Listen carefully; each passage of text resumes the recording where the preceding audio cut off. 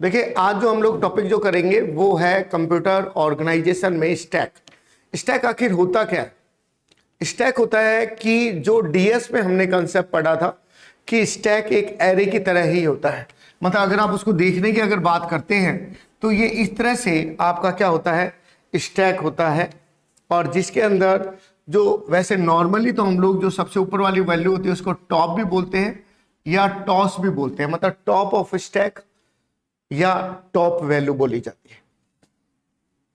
Stack जो है वो एक कंसेप्ट को फॉलो करता है जिसको हम लोग लीफो कंसेप्ट कहते हैं। लेकिन कंप्यूटर आर्किटेक्चर में आप इसी चीज को जो समझाएंगे वो समझाएंगे मेमोरी का रेफरेंस लेके। जैसे कि अब मैं एक बार तो नॉर्मली आपको बता देता हूं कि जैसे वैल्यू आएगी तो आपका स्टैक पॉइंटर, क्योंकि ये कंप्यूटर आर्किटेक्चर है तो इसमें स्टैक पॉइंटर होता है, वो आपके इस पोजीशन पे रहेगा।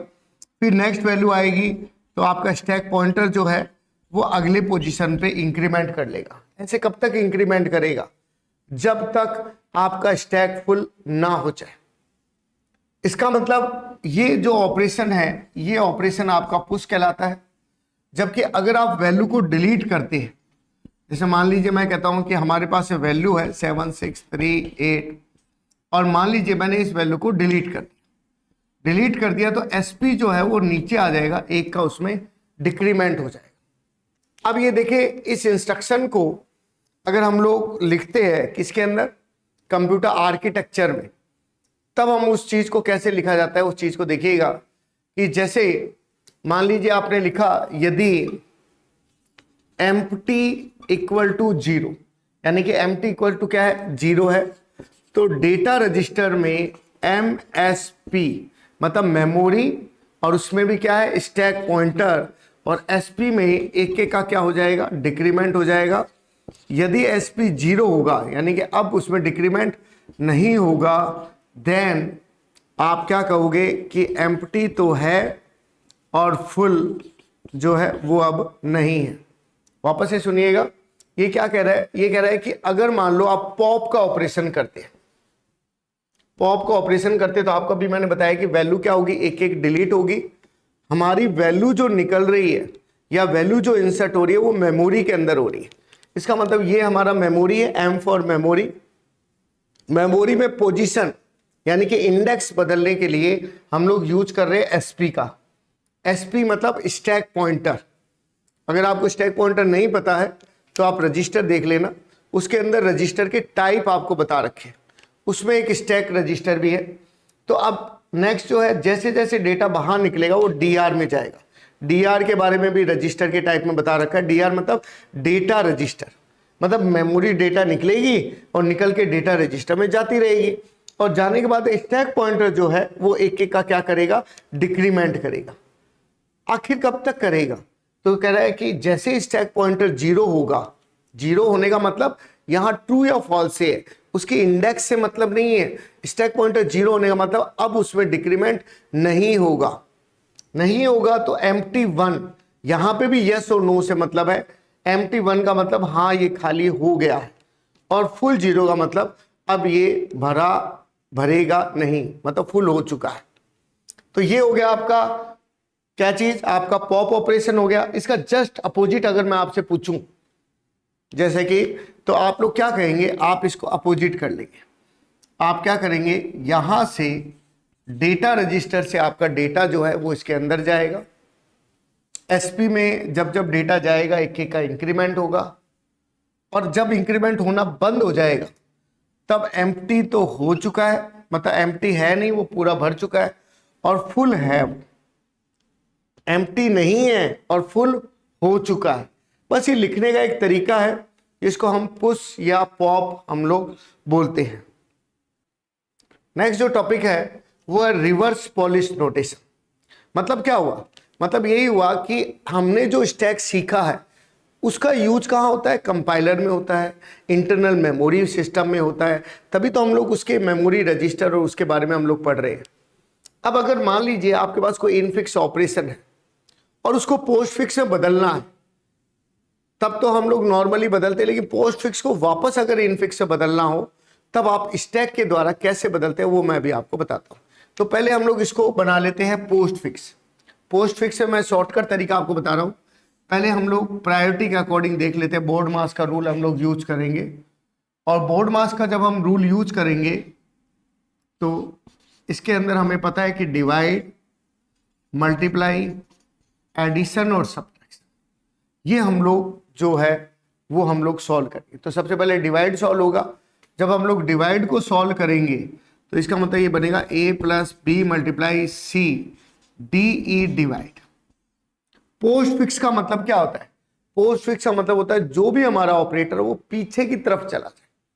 वापस से सुनो, पोस्ट फिक्स का मतलब होता है कि बीच का ऑपरेटर निकल के इन दोनों के पीछे चला जाए, और प्री फिक्स का मतलब होता है वो आगे की तरफ आ जाए। इसका मतलब पीछे की तरफ चला गया। अब किसकी बारी आएगी? इसकी बारी आएगी। इसकी बारी आएगी तो कैसे करेगा? a plus B C multiply minus D E divide. अब आपको पता है कि पहले प्लस की बारी आएगी। अब ये पूरी एक यूनिट मानी जाएगी, ये एक यूनिट है और ये एक यूनिट है, दोनों सिंगल यूनिट मानी जाएगी। इसका मतलब इन दोनों के बीच में से निकल कर वो पीछे जाएगा, इतना पीछे, ये नहीं कि बहुत पीछे, ऐसे नहीं कि सारे ऑपरेटर पीछे पीछे भेज दो लास्ट, ऐसे नहीं होता। अब इन दोनों के बीच आप सॉल्व करेंगे तो A B C multiply plus minus हो जाएगा डी ई डिवाइड। अब आपका क्या बचेगा? माइनस बचेगा। माइनस से बचेगा तो माइनस पीछे के पीछे जाएगा तो बचेगा A B C multiply plus D E divide और माइनस। ये इक्वेशन आपके दी हुई आएगी पेपर के अंदर, और वो आपसे कहेगा कि ये आपकी इक्वेशन है A B C multiply plus D E divide और माइनस, वो आपको कहेगा। और फिर वो आपको कहेगा कि इसे वापस स्टैक में कन्वर्ट करो, इसको वापस किस में कन्वर्ट करो? इनफिक्स में। तो वो बदलना मैं आपको सिखा रहा हूं।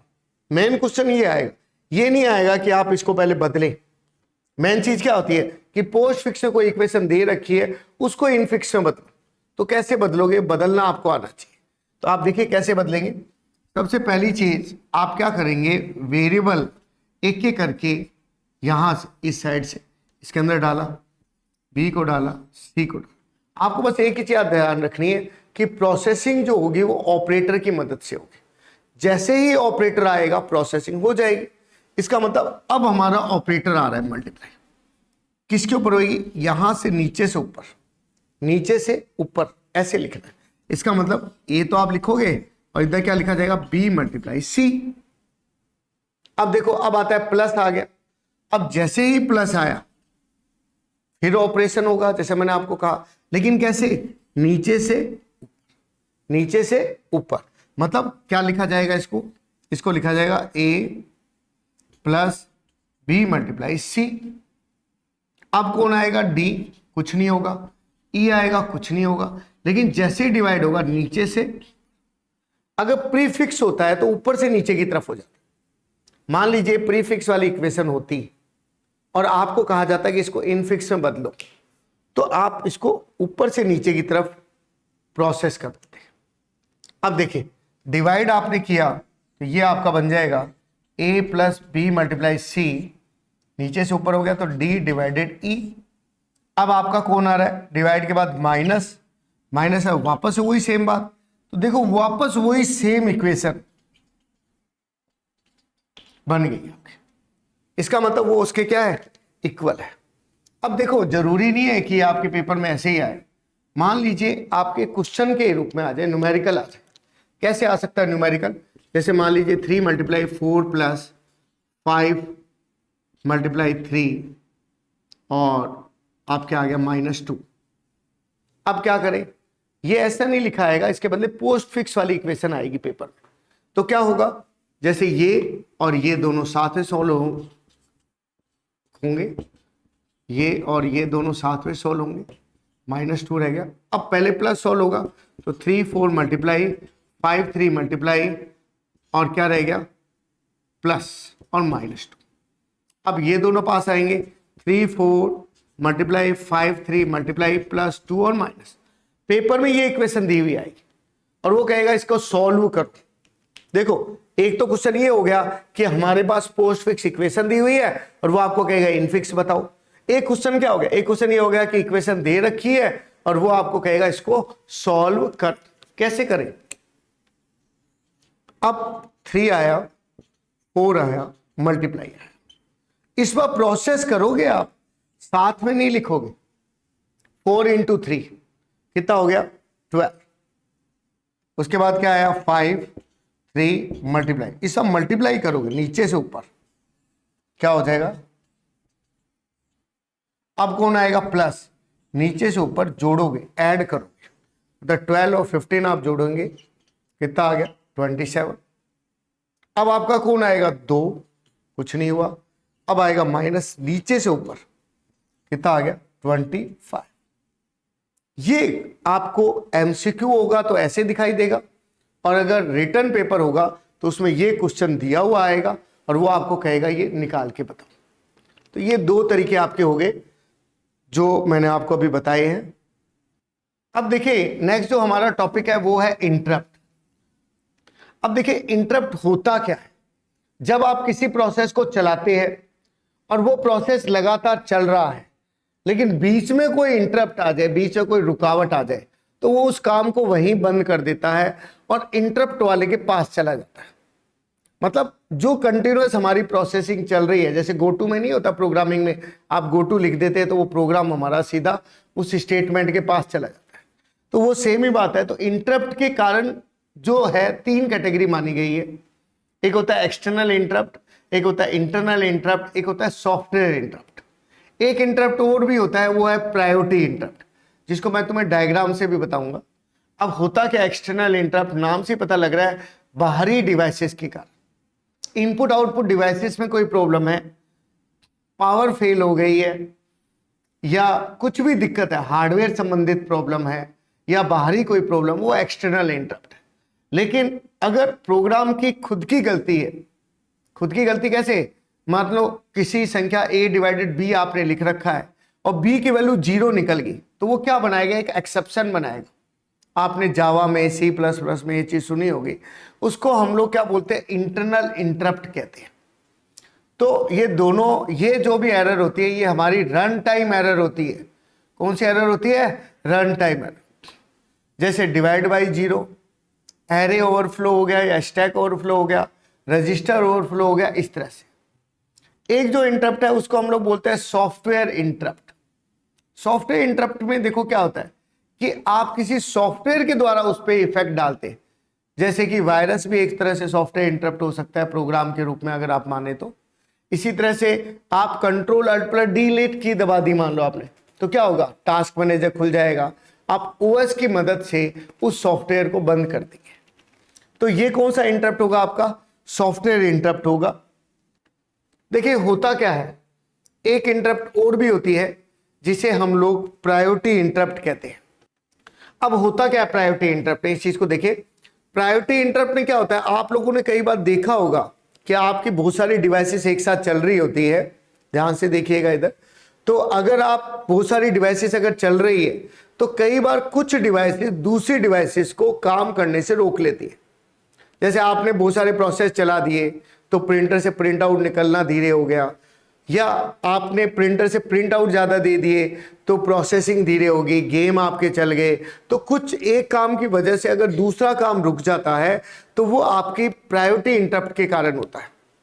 और ये प्रायोरिटी इंटरप्ट कैसे काम करती है उस चीज़ को आप देखिएगा कि जैसे मान लीजिए आपने 4 डिवाइसेस के बारे में डिस्कस किया, मैं कहता हूं 4 डिवाइसेस है आप 1 2 3 4, और यहां से भी आपको एक 4 डिवाइसेस का सपोर्ट करने के लिए मास्क रजिस्टर की जरूरत पड़ेगी। ये हमारी क्या होगी, डिवाइसेस। अब आप ये चाहते हैं कि 1 नंबर वाली डिवाइस ज्यादा चलनी चाहिए। अब रखी किसको ज्यादा रखा जाता है, किसको कम रखा जाता है, जिसकी स्पीड फास्ट होती है उसे 1 नंबर पे रखे जाते हैं। क्यों, ताकि वो अपने काम को जल्दी खत्म करें और वो दूसरे लोगों को रोक सकते हैं क्योंकि उनका टाइम जल्दी फ्री हो जाएगा। जैसे कैसे कहूंगा ये काम, आप क्या करेंगे, यहां से एक इनपुट दिया, यहां से आपने एक इनपुट दिया, दोनों साइड से आपका एक एक इनपुट आया और सीधा ये आपको आउटपुट के रूप में, जिसको हम लोग स्टोर करते हैं वेक्टर एड्रेस में स्टोर करते हैं एनकोडिंग के बाद, वहां पे ये जाएगा। इसी तरह से सीधा जा रहा है, कोई दिक्कत वाली बात नहीं है। इसी तरह से नेक्स्ट जो चीज है, नेक्स्ट यहां से देखिए एक इनपुट आया, इसी तरह से ये आया, ये भी वही सोचेगा कि मैं सीधे इनपुट के रूप में उसमें चला जाऊं। लेकिन दिक्कत ये आती है कि वो ये कहता है कि जब मैं काम कर रहा हूंगा तो मुझसे नीचे प्रायोरिटी वाले उस समय काम नहीं कर पाए, तो वो कैसे रोकेगा? उसके लिए इन्वर्टर, नोट इन्वर्टर होता है। अब देखिए ये इस तरह से यहां से एक नोट गेट का सिंबल देगा और यहां हमारे गेट और लग जाएगा। इससे क्या होगा? इससे ये होगा कि सर ये जब 1 होगा तो ये नीचे वाले को 0 देगा, 0 देगा तो ये काम नहीं कर पाएगा। अब मान ले हम लोग थर्ड डिवाइस पे बात करते हैं कि सर थर्ड डिवाइस के बारे में बताओ, वो कैसे रुकेगा? तो देखो यहां से मैंने एक इनपुट दिया, यहां से एक इनपुट और मैंने दिया, और ये भी वही बात सोचेगा जो बाकी लोग सोच रहे हैं। ये भी यही सोचेगा कि मैं सीधे आऊंगा और मैं मेरा सीधा आउटपुट इसको दे दूं। बट दिक्कत कहां आएगी? दिक्कत ये आएगी कि ये जो हमारा आउटपुट है, ये वाला, सॉरी, जो ऊपर वाला हमारा चल रहा है, ये नीचे वालों को, इसको भी रोकेगा और इसको भी नोट के द्वारा रोकेगा। ये कहेगा कि जब मैं काम कर रहा हूं तो ये भी 0 है और ये भी क्या है? 0 है, जिसके कारण ये इनपुट इधर से आउटपुट नहीं दे पाएगा। अब ऐसे ये सोचेगा कि मैं जब काम करूं तो मुझसे नीचे वाले काम ना करें, तो उसका इलाज क्या होगा? उसका इलाज होगा कि ये भी अपने अंदर से एक नोट गेट निकालेगा और ये भी इसके अंदर इस तरह से जोड़ देगा, तो इसका जो आउटपुट है वो नहीं आ पाएगा। सेम वही सेम प्रॉब्लम, मतलब जब ये 1 होगा तो ये इसको काम करने नहीं देगा। मान लीजिए ये 0 होता तो भाई ये तो काम कर रहा होता, क्योंकि इसके लिए तो 1 है, लेकिन ये अगले वाले को आउटपुट काम करने नहीं देगा। सब अपने से नीचे प्रायोरिटी वालों को काम करने से रोक लेंगे। इसी को बोल रहे हैं हम लोग प्रायोरिटी इंटरप्ट। एक और डायग्राम देखो, उससे ढंग से समझ में आ जाएगा फिर आपको। अब देखिए, अगर मान लीजिए हम लोग बात करते हैं नेक्स्ट 1 की, नेक्स्ट 1 है 4th नंबर। अब देखो ये भी इधर से आएगा, इधर से ये आएगा, ये आया, ये आया। अब ये आगे जाने का सोचेगा, ये वाला इसको वापस से नोट देगा जिससे ये काम नहीं कर पाएगा, ये वाला इसको भी नोट देगा जिससे ये भी काम नहीं कर पाएगा, और तो और ये वाला भी इसको एक और सिंबल देगा जिसको हम लोग क्या बोलेंगे? नॉट, जिसके कारण ये भी आगे काम नहीं कर पाएगा।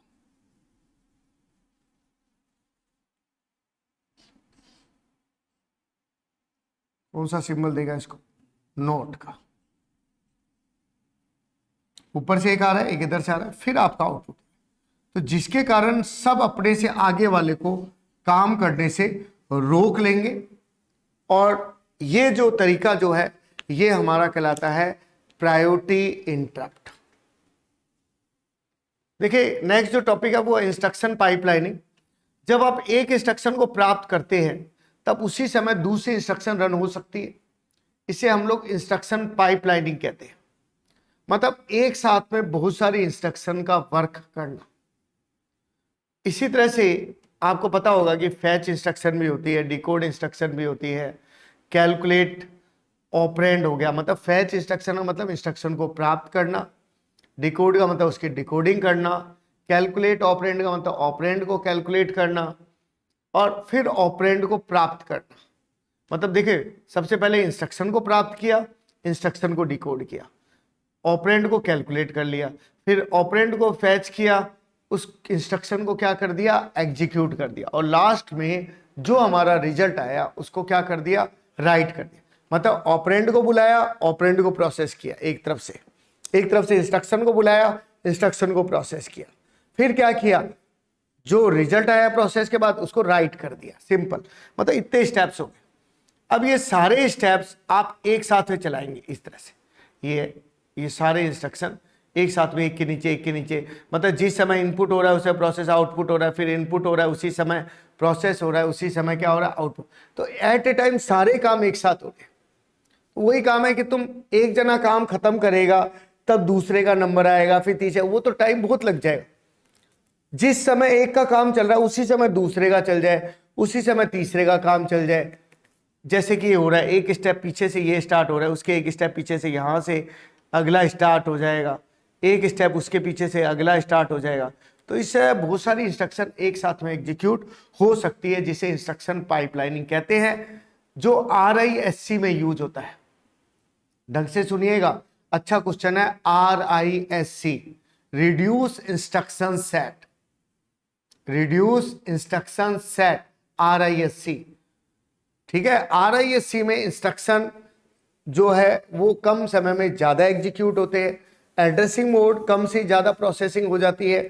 मतलब आजकल के जो लेटेस्ट कंप्यूटर है वो भी RISC पर काम करते हैं, और जो बड़े कंप्यूटर है वो कम स्पीड वाले हैं, वो CISC पे काम करते हैं। तो इंस्ट्रक्शन पाइपलाइनिंग RISC में यूज होती है। अब आगे हम लोग डिस्कस करते हैं ये कब होगा। ये आप एक बॉक्सेस के नीचे एक बॉक्सेस है, उसके नीचे एक बॉक्सेस है, इनका फायदा कब होगा, जब सारे एक साइज के होंगे। एक ज्यादा बड़ा साइज का है, एक छोटे साइज का, तो मैच थोड़ी ना होंगे, नहीं हो पाएंगे।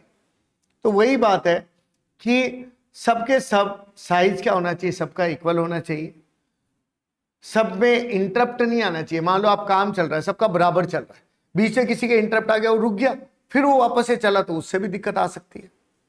अगर सबके सब इंस्ट्रक्शन जो है वो सारे मेमोरी की आवश्यकता मांग ले, सभी इंस्ट्रक्शन की डिमांड कर दे, तो एट ए टाइम डिमांड बढ़ जाएगी, तब भी दिक्कत आ सकती है। या हो सकता है कि बार बार कोई एक ही, भाई सबके लिए बराबर बांट दिया, फैच इंस्ट्रक्शन, फिर डिकोड इंस्ट्रक्शन, फिर डिकोड ऑपरेंड, मतलब फिक्स कर दिया, लेकिन कोई एक ही ऑपरेशन को बार बार रिपीट कर दे, साइज बड़ा नहीं है लेकिन ऑपरेशन रिपीट कर दे, उससे भी दिक्कत आए। तो ये कुछ दिक्कत के उसके कारण है, जिसके कारण ये इंस्ट्रक्शन पाइपलाइनिंग काम हो सकता है कि ना कर पाए। तो आपको इन बातों का आपको ध्यान रखना पड़ेगा। नेक्स्ट जो टॉपिक है वो है सिंक्रोनस और एसिंक्रोनस कम्युनिकेशन। सिंक्रोनस और एसिंक्रोनस कम्युनिकेशन में क्या होता है, ये कहता है कि अगर सभी कंपोनेंट कंप्यूटर सिस्टम के क्लॉक पल्स के द्वारा कंट्रोल होते हैं, किसके द्वारा कंट्रोल होते हैं, क्लॉक पल्स के द्वारा, तब आप उसे पल्स जनरेटर कहते हैं। क्या कहते हैं, पल्स जनरेटर। तो ये जो पल्स जनरेटर है, ये जो है, अगर इसमें आपको क्या ध्यान रखना है कि अगर सबके सब सेम ही क्लॉक पल्स का यूज कर रहे हैं तो वो सिंक्रोनस है। सबके सब एक ही क्लॉक पल्स से कंट्रोल हो रहे हैं तो वो सिंक्रोनस है। लेकिन अगर वो अलग अलग क्लॉक पल्स के द्वारा कंट्रोल हो रहे हैं तब वो एसिंक्रोनस है। मतलब सेम क्लॉक पल्स होना सिंक्रोनस हो गया और डिफरेंट क्लॉक पल्स होना एसिंक्रोनस हो गया। मतलब इनपुट आउटपुट डिवाइसेस को कंट्रोल करने के लिए डिफरेंट क्लॉक पल्स की अगर हमें आवश्यकता पड़ती है तो इनपुट आउटपुट डिवाइसेस जो है वो इंडिपेंडेंट रूप से इसमें कार्य करते हैं। अब इसमें दो तरीके होते हैं, एक स्टॉप पल्स होता है और एक क्या होता है, आपका हैंड शेकिंग होता है। अब दोनों में डिफरेंस क्या होता है उस चीज को आप देखिएगा कि अगर आप लोग बात करते हैं स्टॉप पल्स की, तो स्टॉप पल्स में देखिए क्या होता है, स्टॉप पल्स में आप लगातार इंस्ट्रक्शन दे रहे हैं, आपने एक वैलिड सिग्नल भेजा, सामने वाले के पास इंस्ट्रक्शन पहुंच गई, इसका मतलब अब आप डेटा सेंड करेंगे, डेटा भी उसके पास से पहुंचना शुरू हो गया, लेकिन सामने से कोई जवाब नहीं आएगा। जैसे आप प्रिंटर से प्रिंट आउट दे रहे हैं, पेज है ही नहीं, प्रिंटर की जो गरारी है वो लगातार मूव कर रही है, लेकिन आपसे वो कह नहीं रही कि हमें इंस्ट्रक्शन या पेजेस की रिक्वायरमेंट है। मतलब आपने वैलिड सिग्नल भेजा, डेटा जा सकता है, आपने डेटा भेजना शुरू कर दिया। अब स्टॉप पल्स जो है, जो कि एक पुराना तरीका है, इसके अंदर मेनली दो लाइनें यूज होती है। अगर इसमें हम दो तरीके यूज करते हैं, एक जो होता है वो हमारा सोर्स इनिशिएटेड होता है और एक जो होता है वो हमारा डेस्टिनेशन इनिशिएटेड होता है। मतलब मैं एक को सोर्स मान लेता हूं और एक को मैं डेस्टिनेशन मान लेता हूं। तो मैंने क्या कहा, ये मेरा सोर्स है और ये मेरा डेस्टिनेशन है। सेम इसी तरह से ये सोर्स हो गया और ये हमारा डेस्टिनेशन। अब होता क्या, देखिए चीज को समझे। सबसे पहले मैंने आपको क्या कहा, मैंने कहा डेटा वैलिड सिग्नल जाएगा, सोर्स इनिशिएटेड। इसने कहा क्या डेटा जा सकता है क्या, डेटा की इसने वैलिड सिग्नल को चेक किया, उसके बाद डेटा पहुंच रहा है, अब ये डेटा को सेंड करना शुरू कर देगा। अब डेस्टिनेशन इनिशिएटेड में मैं बता देता हूं, दो ही सिग्नल होते हैं। ये इसको क्या कहेगा, डेटा की रिक्वेस्ट करेगा कि आप मुझे डेटा भेजें, रिक्वेस्ट भेजी, अब सोर्स डेटा भेजना शुरू कर देगा। दोनों ही तरीकों में दिक्कत क्या है कि अगर डेटा भेजना शुरू कर दिया स्टॉप पल्स में तो वो डेटा रुकेगा नहीं, कंफर्मेशन नहीं होगी कि डेटा वहां सही सलामत पहुंचा है कि नहीं पहुंचा। जैसे आपका पेपर होता है, एग्जाम होता है, फॉर्म फिल करते हैं, जब तक आपके पास रोल नंबर नहीं आ जाता इट मींस आप पेपर नहीं दे सकते, एक्नॉलेजमेंट कार्ड। तो वो सेम प्रॉब्लम, उस समस्या का जो सॉल्यूशन है वो किसने किया है, हैंडशेक। हैंडशेक ने क्या कहा, उसने कहा एक लाइन और आप एक्स्ट्रा जोड़ ले एक्नॉलेजमेंट की, एसी के, मतलब जैसे ही डेटा पहुंचेगा, जैसे व्हाट्सएप पे आपके जैसे मैसेज पहुंचता है आपको जवाब आता है, कंफर्मेशन मैसेज आता है, सेम इसी तरह से इसमें भी क्या आएगा, एक्नॉलेजमेंट आएगा। ये हैंडशेकिंग हो गया, बोथ साइड कम्युनिकेशन हो रहा है, ये हमारा क्या हो गया, हैंडशेकिंग हो गया। नेक्स्ट जो टॉपिक है वो mode of data transfer. Mode of data transfer अगर है या इनपुट आउटपुट टू मेमोरी है तो ये कहता है कि इसमें तीन फील्ड होती है, एक होता है प्रोग्राम इनपुट आउटपुट, एक होता है इंटरप्ट इनिशिएटेड, एक होता है डीएमए। डीएमए और आईओपी, जिसको मैं अभी बोर्ड पर डायग्राम से भी आपको बता दूंगा। सबसे जो पहली चीज है वो है प्रोग्राम इनपुट आउटपुट। जब इनपुट आउटपुट इंस्ट्रक्शन में कोई समस्या आती है तब उसे सीपीयू के द्वारा चेक किया जाता है। किसमें समस्या आती है, इनपुट आउटपुट इंस्ट्रक्शन में कोई समस्या आने पर उसे सीपीयू के द्वारा चेक किया जाता है। किसके द्वारा चेक किया जाता है, सीपीयू के द्वारा। अब सीपीयू डेटा को इनपुट आउटपुट डिवाइसेस से मेमोरी में भेज देता है, जिसे पॉलिंग कहते हैं। मतलब अगर आप उसे मेमोरी डेटा को इनपुट आउटपुट डिवाइसेस से मेमोरी में भेजते हैं सेलेक्ट होने के लिए, प्रोसेस होने के लिए, तो वो पॉलिंग कहलाता है, वो आपका होगा पॉलिंग। नेक्स्ट जो चीज है वो है डीएमए। डीएमए मतलब डायरेक्ट मेमोरी एक्सेस हो गया। मतलब होता ये है कि सीपीयू इनपुट आउटपुट डिवाइसेस तथा मेन मेमोरी के बीच में इंटरमीडिएट की तरह कार्य करता है। डीएमए के द्वारा आईओ डिवाइसेस से सीधा मेन मेमोरी को उपयोग ले सकते हैं। डीएमए कंट्रोल द्वारा ही टास्क असाइन किए जाते हैं। अब होता क्या है, होता यह है कि इस डायग्राम को मैं आपको बोर्ड पे आपको समझाता हूं कैसे ये काम करता है। देखिए प्रॉब्लम ये होती है कि जो भी प्रोसेस होता है वो प्रोसेस सारा का सारा आपका सीपीयू के कंट्रोल में होता है, और कंट्रोल करने के लिए वो कंट्रोल यूनिट का और उसके लिए कंट्रोल सिग्नल का उपयोग लेता है। और कंट्रोल सिग्नल जैसे मैं मल्टीप्लेक्सर में आपको बताया ही था वो हम लोग देते ही हैं। अब देखिए होता क्या है, मान लीजिए मैंने कहा कि ये हमारी डेटा बस है, डेटा बस जिसके थ्रू हमारा डेटा क्या होता है, ट्रांसफर होता है। बस जो होती है मैंने आपको पिछले वीडियो में भी बताया था, data bus, address bus, control bus होती है जो डेटा को ट्रांसफर करने में आपको मदद करती है। अब होता क्या है कि एक तरफ हमारा डीएमए है और एक तरफ हमारा सीपीयू है और एक तरफ हमारा डीएमए है, और ये इनपुट आउटपुट डिवाइसेस है। इनपुट आउटपुट डिवाइसेस जो है उपयोग लेना चाहती है डेटा बस को, बट उसको परमिशन लेनी पड़ेगी सीपीयू से, लेकिन सीपीयू मैक्सिमम टाइम क्या रहता है, बिजी रहता है। अब क्या होता है, अब वो रिक्वेस्ट जो है इनपुट आउटपुट डिवाइसेस जिसको बोलते हैं डीएमए रिक्वेस्ट, वो रिक्वेस्ट करती है आपके डीएमए को, और डीएमए ये सेम रिक्वेस्ट आपके करता है सीपीयू को। इसको बोलते हैं बस रिक्वेस्ट। डीएमए सीपीयू को कहता है कि क्या ये मैं कंट्रोल मैं ले लूं। अगर सीपीयू बिजी होता है तो वो कहता है कि आपको ये जो सिग्नल है वो देगा और कहेगा बस आपको क्या कर दी, ग्रांटेड कर दी। अब आप बस जो कंट्रोल है वो आपके पास है, मतलब अब डीएमए कंट्रोलर के द्वारा कंट्रोल किया जाएगा। अब डीएमए कंट्रोलर ने साइकिल जो था, जो पहले साइकिल सीपीयू और इनपुट आउटपुट डिवाइसेस के बीच चल रहा था, वो साइकिल जो इसके द्वारा कंट्रोल हो रहा था वो अब डीएमए कंट्रोल करेगा, और डीएमए इस चीज की एक्नॉलेजमेंट किसको दे देगा, आईओ को दे देगा कि अब ये कंट्रोल मेरे पास है। इसे बोलेंगे cycle stealing, direct memory access, DMA. मतलब क्या क्या बातें समझ में आई कि डीएमए में एक तो क्वेश्चन हो गया बीजी, बस ग्रांटेड, बस के सिग्नल के ग्रांट देना, बस के लिए रिक्वेस्ट करना, बीआर हो गया। साइकिल का स्टीलिंग होना, जो सीपीयू और इनपुट आउटपुट डिवाइसेस के बीच चल रहा था वो डीएमए और आईओ के बीच चलेगा। ये सारे एग्जांपल किसके हैं? डीएमए के। ये सेम ही प्रोसेस, आपको यही सेम ही प्रोसेस आईओपी के अंदर करना होता है, जिसको हम लोग बोलते हैं इनपुट आउटपुट प्रोसेस। आईओपी में और इसमें क्या फर्क होता है? वो सेम ही बात इसके अंदर होती है। सीपीयू जो है वो आपका क्या होता है? बीजी रहता है। आपकी जितने भी पेरिफेरल डिवाइसेस है, जिसे आप लोग क्या बोलते हैं? पीडी बोलते हैं। पीडी मतलब पेरिफेरल डिवाइसेस, जो भी आपकी डिवाइसेस है, चाहे वो कीबोर्ड है, चाहे वो मॉनिटर है, जो भी डिवाइसेस आपकी जुड़ी हुई है, वो सब पेरिफेरल डिवाइसेस कहलाती है। इनलाइन भी हो सकती है, ऑफलाइन भी हो सकती है, ऑनलाइन और ऑफलाइन दोनों तरह की हो सकती है। तो ये सब उसके प्रकार, वो सेम ही बात। पेरिफेरल डिवाइसेस को प्रोसेसिंग की जरूरत है। इसके स्टेप्स क्या लिखोगे?